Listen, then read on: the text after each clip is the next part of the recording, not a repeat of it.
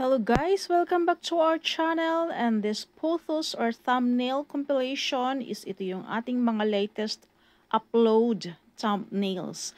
So ginawa ko lang ito para sa commercial natin. Congratulations sa ating channel at ito ay naka-reach na po ng 1,000 subscribers.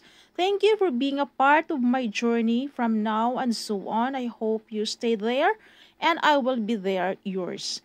So guys, please keep watching sa ating vlog na ito, if how I cook the bitter gourd, my special recipe from garden to table.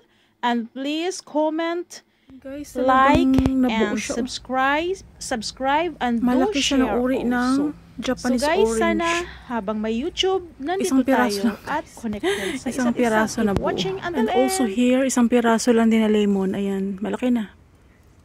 Intayin lang natin na mag-yellow yan. Isang piraso lang din. Talagang tag-iisang piraso lang sila. So yun guys, welcome back to our channel. At today's video is magluluto po tayo ng tadadan! Ampalaya! So yun, paano lutuin ang masarap na recipe ng ampalaya kahaba-haba. So keep watching on our video until end. At today is my day off. I was planned to go to the mountain. At namiss ko ng bundok. Kaya lang umulan. Kagigil. Kaya ito magluto tayo guys ng ampalaya. Malamang ito na yung huling bunga at malamig na kasi. Today is the best coldest day of the autumn day. So yun. Malapit na silang matapos at bye-bye na. At mayroon pa palang isa dito. Isama ko pa ba to? Huwag na lang siguro. Next time na lang ulit. At mayroon pa siyang mga kasabay, oh. Yan. Yan, may mga kasabay pa siya. At may mga nabubuo pa. Kailang for sure, hindi lang yung lalaki. At malamig na nga talaga. So guys, ang daming bunga ng aking sili. My God. God. Ang laki. Natakot ako magmukbang kasi may bunga na maanghang kasi. So keep watching until end sa ating vlog. Guys, so let's continue our vlog. If how I cook my own harvest bitter gourd. Size is not matter. That matter is sariling tanim and organic. So yun po yun guys. Quality is not matter. Quality dyan ay quantity. No? Ano nga ba? Basta shape yun na yun. Ang mahalaga is sarili mo tanim at organic. So ano nga ba ang ating mga ingredients sa ating pinakamasarap na luto ng ating ampalaya. Ampalaya is a very good vegetables in our society. Very good for health. So yun, gamit tayo ng shrimp guys. Product ng Ecuador. So yun, from South America. Product ng Ecuador. As I've said, walang product ang Japan na ganitong shrimp. Mahal. Kung mayroon man, mahal. Never ako nakakita ng product ng Japan na shrimp. Product ng Pilipinas. Sa lahat ng mga imported na mga shrimp guys, ang pinakamahal is product ng Pilipinas. Take note. So gamit ako ng seasoning guys, powder. Ito ay gawa ng flying fish. Ang lasa nito is galing sa isda na flying fish. So yun yung pinakapang panamis-namis sa luto natin.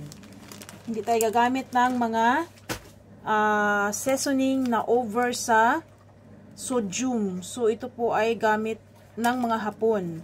So, yun. Oyster sauce. Sesame oil, not sponsored. Paprika. So, mag-isip ka kung paano gamitin ang paprika. Not sponsored. Always sa aking kusina ang black and pepper and salt. Then, olive oil. Then, I use noodles na made from product from beans or harusami. Masarap siya guys.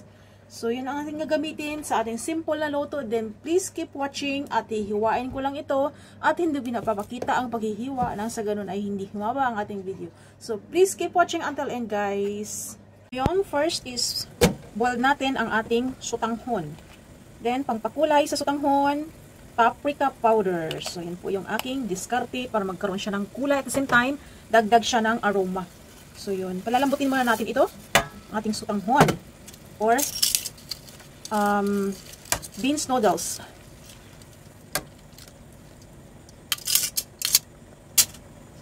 So, ayan guys, ito na po yung ating sotanghon. Nagkulay paprika na siya at para hindi siya tumigas, lagyan natin siya ng oil. Kahit anong oil guys, pwede. So, ito po ay sesame oil para magdagdag aroma. At the same time, healthy din. So, para hindi siya tumigas, no? Para hindi siya maglagkit-lagkit.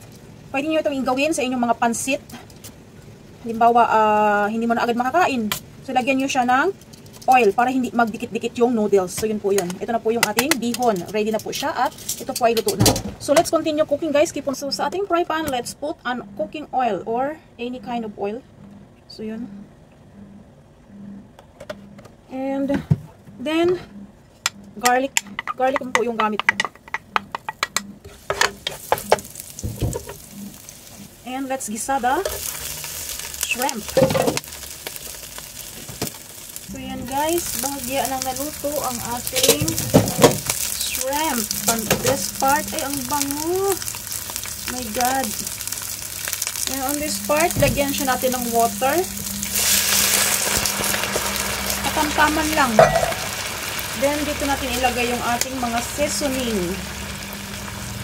Ito po ay seasoning mula sa isda. Ay ang bango. Konting salt and pepper kasi ang ampalaya guys kapag nasubrahan siya sa seasoning ayaw niya magpatalo, kaya pag nagluto ka ng ampalaya huwag mong masyadong alatan yung mga seasoning na gagamitin mo para hindi pumait yung iyong luto na ampalaya.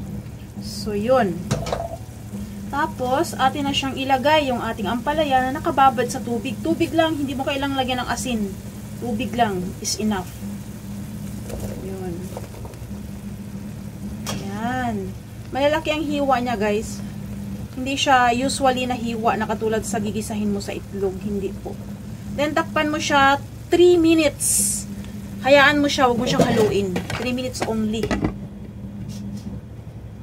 So ito na po, after 3 minutes guys, bahagya na pong naluto ang ating ampalaya. So yan. Let's add the noodles or sotanghon. Ooh. I think this one is perfect. Very simple, delicious, and also healthy na luto ng ampalaya. Then yun, wag mo siyang haluin muna. Another 2 minutes.